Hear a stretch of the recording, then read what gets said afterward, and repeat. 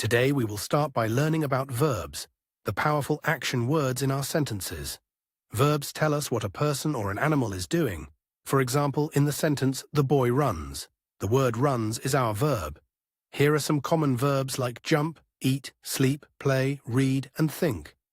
Now that we know what a verb is, let's dive into why they are so important.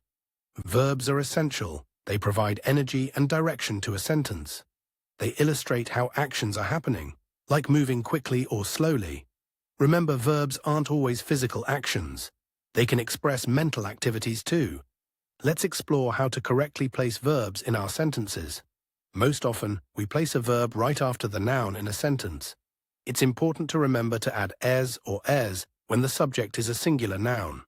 For instance, "He walks in the garden" demonstrates this structure. Here are some practical examples of verbs in various settings. At school, we might say, "The teacher writes on the board." In a park, we can express, "The dogs chase the ball." At home, you might hear, "I help my dad wash the dishes." Next, let's look at various actions and categorize them by how we perform them. We can categorize actions based on the part of the body used. Actions using feet, such as walking or running, and actions using the mouth, like speaking or eating.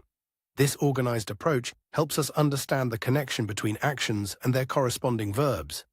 It's time for an interactive exercise. Can you find the verbs in these sentences? Once we finish this exercise, I'll reveal the answers. Here are the answers. Let's see how many verbs you identified correctly. Let's go over the answers to see which verbs you found. Hops is the action in the first sentence, followed by fly, listen, bakes, and finally, love. Were you able to spot all the verbs? Great job, you did it. You've become a verb expert. You've learned what verbs are and their importance.